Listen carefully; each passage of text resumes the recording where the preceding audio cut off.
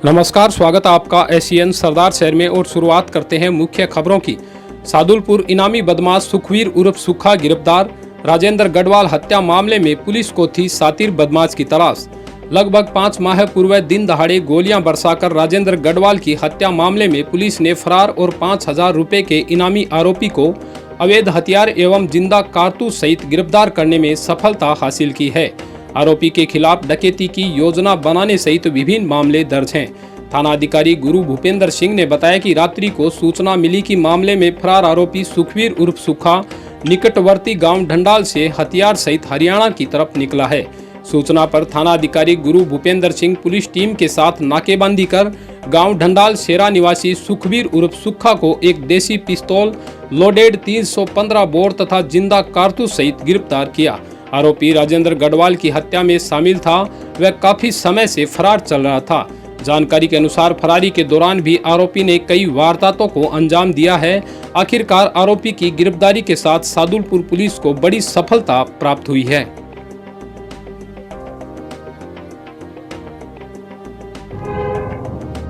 ये सुखवीर उर्फ सुखा जो मई 2020 में राजेंद्र गढ़वाल की हत्या हुई थी लोको कॉलोनी में, उससे मानसिक चल रहा था। ढंडाल शेरा का रहने वाला है, जिसके लिए एस साहब ने एक टीम गठित की थी, स्पेशल टीम भी बनी थी।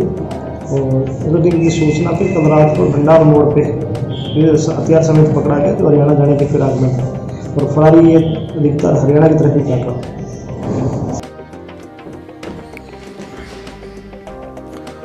उप नेता प्रतिपक्ष राजेंद्र राठौड़ ने चीफ एडिटर अर्णव गोस्वामी की गिरफ्तारी का किया विरोध।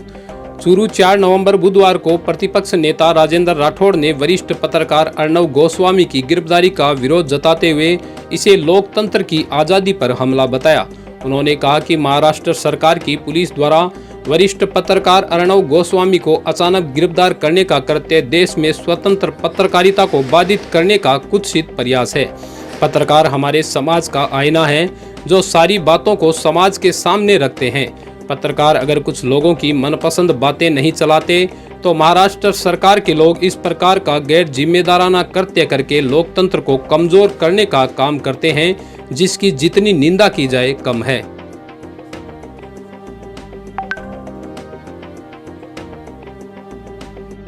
देश में स्वतंत्र पत्रकारिता को बाधित करने का इस प्रकार का कुत्सित प्रयास, इसकी जितनी निंदा की जाए उतना कम है। आज पत्रकार हमारा आईना है, जो पूरे समाज के सामने सारी बातों को रखते हैं। कतिपय लोग अगर उनकी मनपसंद की बातें नहीं चलाए तो इस प्रकार का गैर जिम्मेदाराना कृत्य करके लोकतंत्र को कमजोर करना चाहते हैं। इनकी जितनी निंदा की जाए उतनी कम है। बढ़ते हैं अगली खबर के लिए। छोटी सवाई के पास बस व पिकअप की भिड़ंत, बस सवार एक व्यक्ति की मौत, 5 जने घायल। सरदार शहर बीकानेर रोड पर छोटी सवाई के पास फलौदी से हरिद्वार जा रही बस व पिकअप की भिड़ंत हो गई। दुर्घटना में बस सवार एक व्यक्ति की मौत हो गई, वहीं 5 जने घायल हो गए। घायलों को 108 एम्बुलेंस की सहायता से राजकीय अस्पताल पहुंचाया गया, जहां पर प्राथमिक उपचार के बाद 2 को रेफर किया गया है। घटना की जानकारी मिलते ही थाना अधिकारी सतीश कुमार यादव पुलिस टीम के साथ मौके पर पहुंचे और पूरी घटना की जानकारी ली। घटना में हनुमान सिंह पुत्र कान सिंह उम्र 30 वर्ष निवासी कानजी की सीड फलौदी व सुमेर सिंह राजपुरोहित निवासी पातलीसर बड़ा को गंभीर होने के कारण सरदार शहर से बीकानेर रेफर किया गया है। अन्य घायलों, जिनमें भरत पुत्र पद्माराम, मधु पत्नी प्रदीप कुमार पुत्र हुक्मी चंद निवासी बाप फलौदी को प्राथमिक उपचार के बाद छुट्टी दे दी गई। वहीं गणेश पुत्र फकीर चंद पुरोहित उम्र 47 वर्ष निवासी सुजड़ा कोलायत की घटनास्थल पर ही मौत हो गई।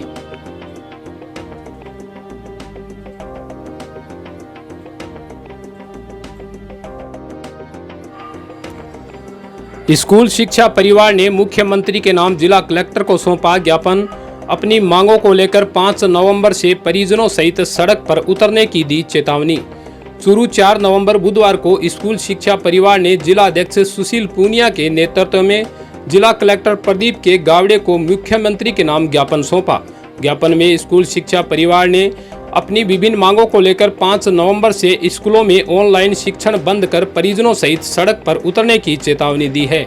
उन्होंने बताया कि 8 महीने से स्कूल बंद होने के कारण निजी शिक्षण संस्थान के 11 लाख कर्मचारियों की हालत बद से बदतर होती जा रही है। उक्त समस्या को लेकर सरकार को बार बार अवगत करवाने के बाद भी अभी तक कोई सुनवाई नहीं की गई है। ऐसे में अब हमारे पास सड़कों पर उतरने के अलावा कोई विकल्प नहीं बचा है।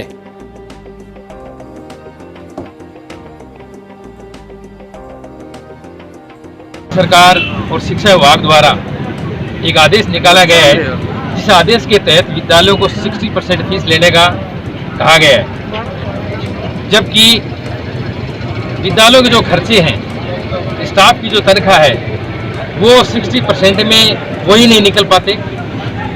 तो हम इस ज्ञापन के माध्यम से कहना चाहते हैं कि जो ये निर्देश निकाला गया है, इसको दोबारा पुनः विचार करके इसको परिवर्तित किया जाए और हमारे विद्यालयों की जो आरटी के तहत जो फीस बकाया है वो दीपावली से पहले हमें दी जाए।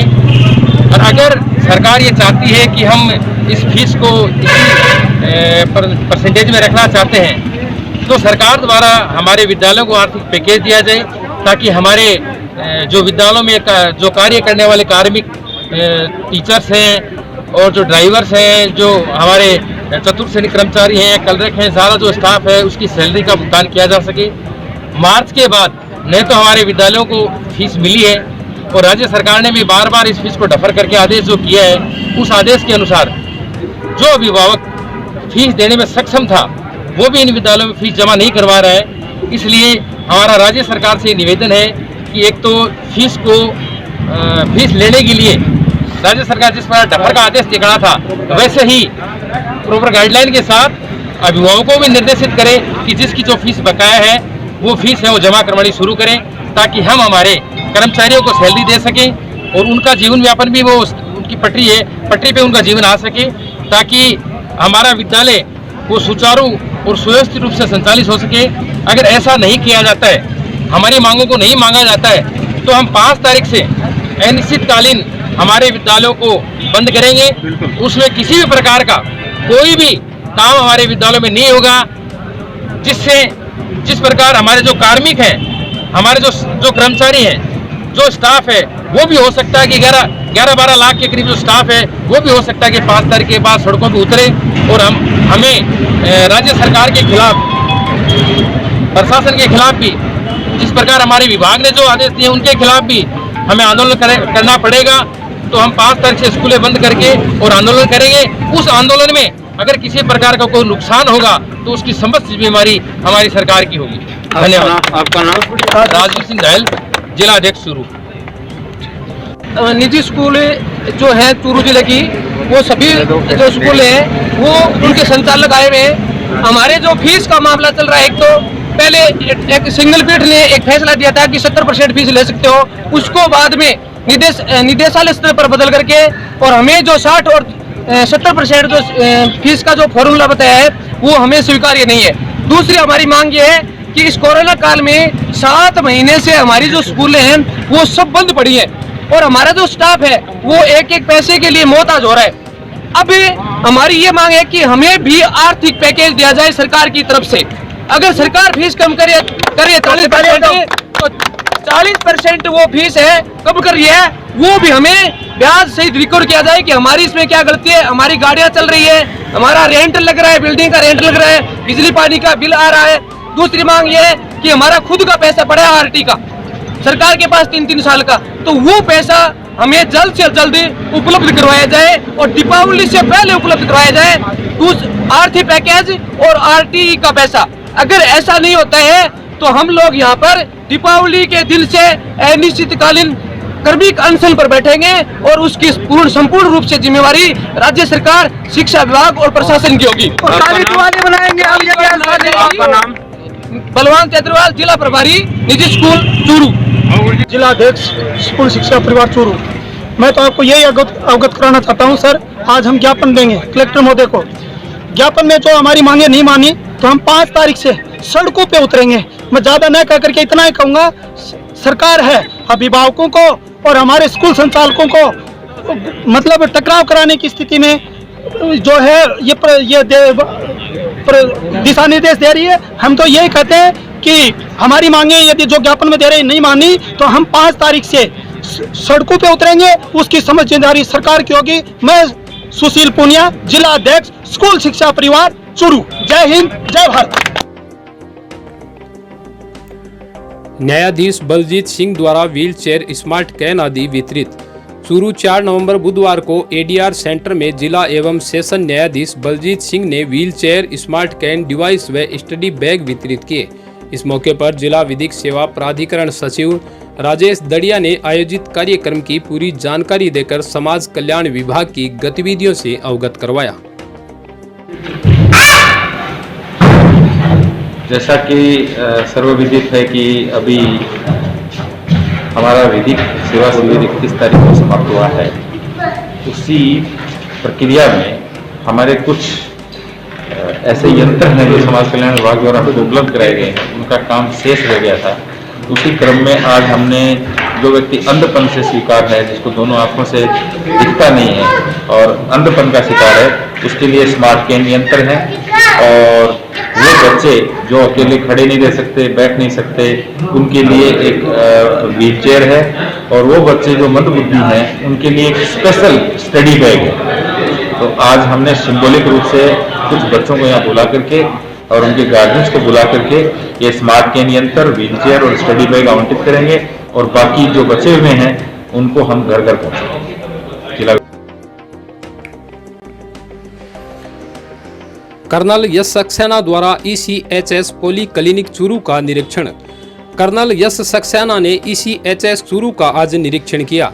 उन्होंने स्थानीय भूतपूर्व सैनिकों से भी मुलाकात की और उनकी स्वास्थ्य संबंधित समस्याओं के बारे में जानकारी लेकर आवश्यक दिशा निर्देश दिए।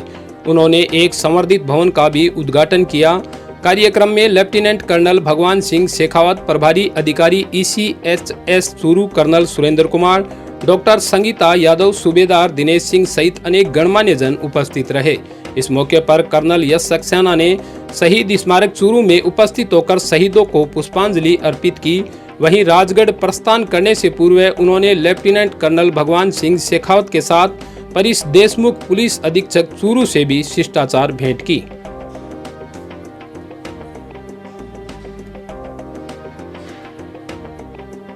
और जैसा कि आपको पता है, चूरू डिस्ट्रिक्ट का जो कंट्रीब्यूशन है भारतीय सेना में, वो बहुत ही ज़बरदस्त है। हर घर से एक सैनिक है, 1 से 2 सैनिक हैं, हर घर से एक सर्विसमैन है। और इसी चीज़ को मद्देनजर रखते हुए यहाँ पे ECHS पॉलीक्लिनिक का निर्माण हुआ था। और ECHS पॉलीक्लिनिक जो यहाँ पे है बहुत अच्छा काम कर रहा है एक्स सर्विसमैन की सर्विस के लिए। मुझे बड़ी खुशी होती है जब भी मैं यहाँ पे आता हूँ और यहाँ पे जो स्टाफ है उनको देखता हूँ, उनका मोराल देखता हूँ, उनका मोराल बहुत हाई है।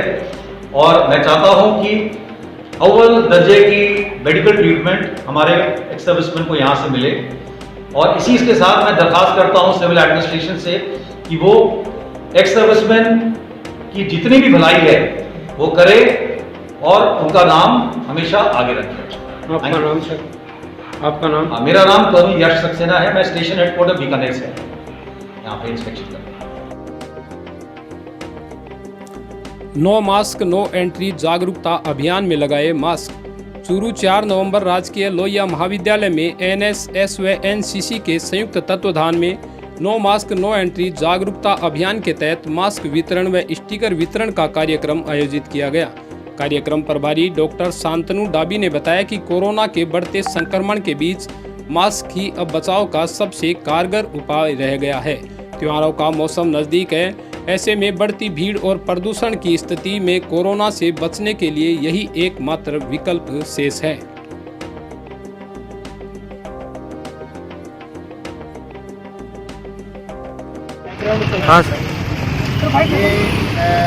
राज्य सरकार के आदेश के अनुसार और आयुक्तालय के आदेश के अनुसार नो मास्क नो एंट्री अभियान के अंतर्गत जो भी व्यक्ति कैंपस में भी आ रहा है, कहीं पर भी बाहर सड़क पर भी जो मिल रहा है, तो नो मास्क नो एंट्री के तहत उनको मास्क का यूज करने के लिए उनके मास्क लगाए जा रहे हैं। और व्हीकल्स के ऊपर भी ये नो मास्क नो एंट्री के जो हैं वो कंप्लेंट चिपकाए जा रहे हैं, जिससे जनता में जागरूकता फैले।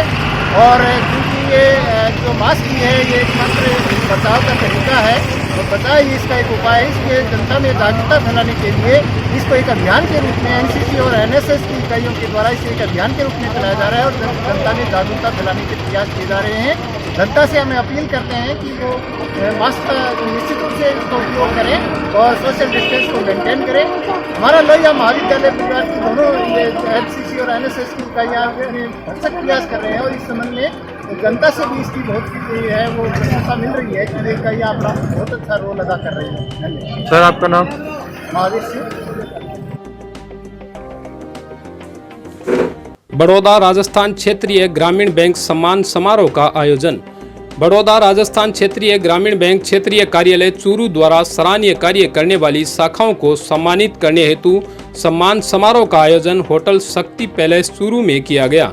इससे पूर्व बैंक अध्यक्ष आर.सी. गग्गड़ एवं महाप्रबंधक रवि गोयल के कर कमलों से क्षेत्रीय कार्यालय नवनिर्मित परिसर का उद्घाटन किया गया। बैंक अध्यक्ष आर.सी. गग्गड़ ने क्षेत्रीय प्रबंधक जी.एल. मीणा की क्षेत्रीय कार्यालय को सुसज्जित एवं व्यवस्थित रखने पर प्रशंसा व्यक्त की।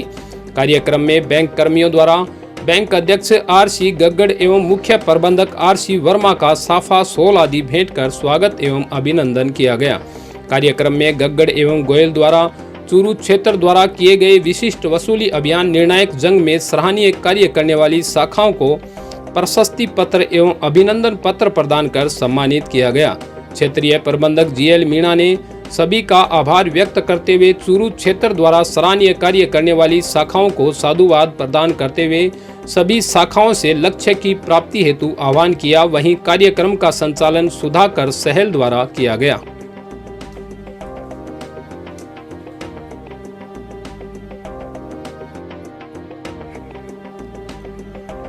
सरदार शहर सर्किल के पास अज्ञात बदमाशों द्वारा एक व्यक्ति से लूट। बदमाश बैग 1500 रुपए व जरूरी कागजात लेकर फरार। सरदार शहर स्थानीय मेगा हाईवे अशोक स्तंभ सर्किल के पास अज्ञात बदमाशों द्वारा एक व्यक्ति के साथ लूट का मामला सामने आया है। जयपुर निवासी मुकेश तूनगरिया ने बताया कि वह जयपुर से सरदार शहर अपनी ससुराल आया था। बस से सरदार शहर सर्किल पर उतरने के बाद लघु शंका करने के लिए एक साइड में गया, तभी पीछे से 4 बदमाशों ने मुझ पर हमला कर किसी धारदार चीज से मुझे 3-4 जगह पर चोट पहुंचाई और मेरा बैग 1500 रुपए व जरूरी कागजात लेकर फरार हो गए। मैंने अपने परिजनों को सूचना दी, जिसके बाद उन्होंने मुझे राजकीय चिकित्सालय पहुंचाया, जहां पर चिकित्सकों द्वारा मेरा प्राथमिक उपचार किया गया। घटना की सूचना मिलते ही थाना अधिकारी सतीश कुमार यादव अस्पताल पहुंचे और घायल को साथ लेकर घटना स्थल का निरीक्षण करने के लिए पहुंचे। फिलहाल पुलिस द्वारा घायल की रिपोर्ट के आधार पर मामले की जांच की जा रही है।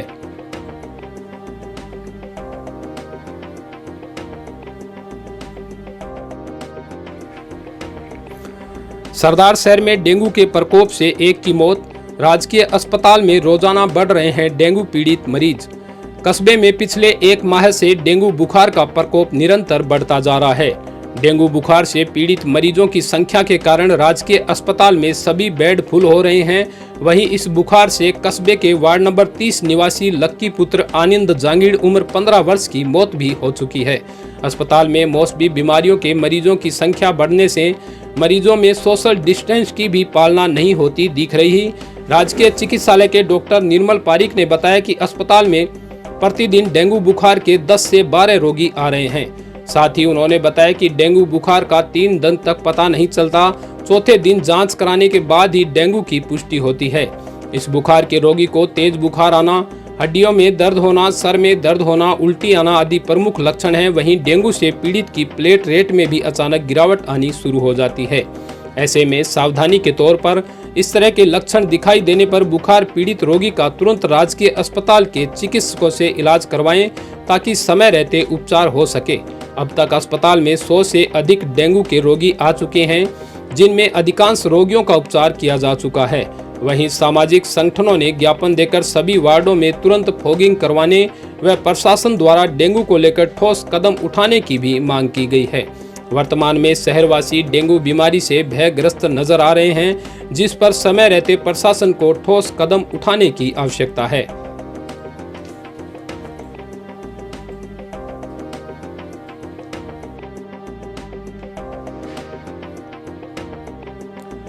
भाजपा ने लिए पंचायत राज चुनाव के लिए आवेदन। पूर्व विधायक अशोक पिंचा ने एकजुटता दिखाने का किया आह्वान। सरदार शहर बुधवार को भारतीय जनता पार्टी ने पंचायत राज चुनाव के लिए जिला परिषद एवं पंचायत समिति सदस्यों हेतु पार्टी कार्यकर्ताओं के आवेदन स्वीकार किए। इस अवसर पर पूर्व विधायक अशोक पिंचा ने कहा कि भारतीय जनता पार्टी एक लोकतांत्रिक पार्टी है जो सामूहिक निर्णय को वरीयता देती है। वहीं पंचायत समिति के प्रभारी एवं जिला महामंत्री सीताराम लुदरिया ने आह्वान किया कि सभी कार्यकर्ता एकजुट होकर चुनाव में ईमानदारी से अपनी भूमिका का निर्वाह करें। सह प्रभारी गोपाल मारू ने बताया कि कांग्रेस पार्टी चुनाव एवं लोकतांत्रिक प्रक्रिया से दूर भागने वाली पार्टी है, लेकिन उच्च न्यायालय के आदेश के कारण गहलोत सरकार पंचायत राज चुनाव कराने के लिए मजबूर है। इस अवसर पर जिला महामंत्री जितेंद्र शर्मा, पूर्व प्रधान सत्यनारायण सारण, राजेंद्र सिंह छाजूसर, तुलासर मंडल अध्यक्ष प्रभुराम सारण, भानीपुरा मंडल अध्यक्ष हरदयाल गुरुडा, नगर मंडल शहर अध्यक्ष नारायण माली, पूर्व देहात मंडल अध्यक्ष रघुवीर मुहाल आदि ने भी कार्यकर्ताओं से एकजुट होकर मजबूती से चुनाव लड़कर पंचायत समिति एवं जिला परिषद में भाजपा का परचम लहराने का आह्वान किया।